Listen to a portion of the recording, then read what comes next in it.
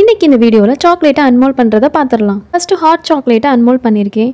இது உண்மையிலே ரொம்ப ஸ்மூத்தாக சூப்பராக வந்துருந்துச்சு. நெக்ஸ்ட்டு ஸ்டாரு, அதுவும் ஓரளவுக்கு நல்லாவே வந்துருச்சு. ஒரு இடத்துல மட்டும்தான் லைட்டாக பெண்ட் இருந்தது.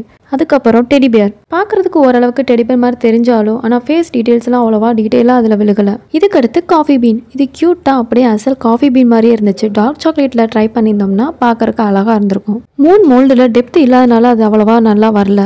அடுத்து என்கிட்ட இருந்த சிலிக்கான் மோல்டையும் அன்மோல்ட் பண்ணி பார்த்துடலாம். இந்த சிலிக்கான் மோல்டு வந்து சொல்லவே வேணாம், ஒவ்வொரு டீட்டெயிலுமே நல்லா தெளிவாக விழுந்திருக்கு. ரோஸ் மாடல், ஃப்ளவர் மாடல் பார்க்கும்போதே உங்களுக்கே தெரியும். அது மட்டும் இல்லாமல் சிலிக்கான் மோல்டில் டெப்த் எல்லாம் நல்லாவே இருக்கிறதுனால நமக்கு எந்த சாக்லேட்டுமே பிரேக் ஆகிறதுக்கு சான்ஸே இல்லை. இப்போ நான் ரெடி பண்ண எல்லா சாக்லேட்டுமே அன்மோல்ட் பண்ணி எடுத்தாச்சு. சாக்லேட் பாட்டோட கொடுத்ததுல இந்த டெடி பேர்லாம் வந்து குழந்தைங்களுக்கு உண்மையிலே பிடிக்கும். டீட்டெயில் அவ்வளோவா இல்லைனாலும் பார்க்கறதுக்கு நல்லா இருக்கு. எனக்கு இதில் ஹாட் காஃபி பீன் பிடிச்சிருக்கு. உங்களுக்கு என்ன சாக்லேட் பிடிச்சிருக்கோ கமெண்ட் பண்ணுங்க. சாக்லேட் பாட்டோட லிங்க் ஃபர்ஸ்ட் கமெண்ட்ல பின் பண்ணியிருக்கேன், செக் பண்ணிக்கோங்க. அப்படியே மறக்காம சப்ஸ்கிரைப் பண்ணிக்கோங்க. பாய்.